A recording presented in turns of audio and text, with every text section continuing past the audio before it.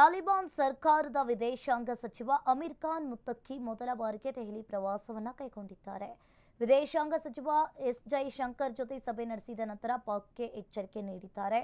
ಅಫ್ಘಾನ್ ನೆಲವನ್ನು ಇತರ ರಾಷ್ಟ್ರಗಳನ್ನು ವಿರುದ್ಧ ಬಳಸುವ ಮತ್ತು ಬೆದರಿಸಲು ಎಂದಿಗೂ ಅನುಮತಿಸುವುದಿಲ್ಲ ಅಂತ ತಿಳಿಸಿದ್ದಾರೆ.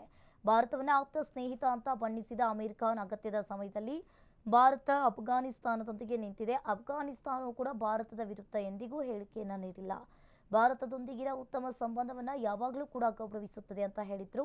ಇನ್ನು ಕಾಬೂಲ್ನಲ್ಲಿರುವ ತನ್ನ ತಾಂತ್ರಿಕ ವಿಷನ್ ಅನ್ನು ಪೂರ್ಣ ಪ್ರಮಾಣದ ರಾಯಭಾರ ಕಚೇರಿಯಾಗಿ ಮೇಲ್ದರ್ಜೆಗೇರಿಸುವ ಬಗ್ಗೆ ಭಾರತ ಇಲ್ಲಿ ಘೋಷಿಸಿದೆ.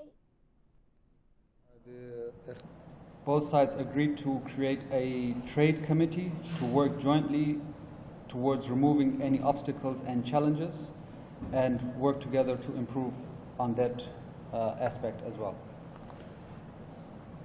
همدارنګه چونکه افغانستان کې ښه فرصتونه رامنځته شوي دي د سرمایه ګزارۍ په برخه کې، د اقتصاد په برخه کې، د ترانزیټ او اتصال په برخه کې، همدارنګه د معدنیاتو، د برېښنا او د سړکونو د جوړېدو په مختلفو برخو کې هندوستاني لوري ته دعوت ورکړو چې په افغانستان کې سرمایه ګزاري وکړي او کار وکړي او دوی هم دې ته لیواله دي.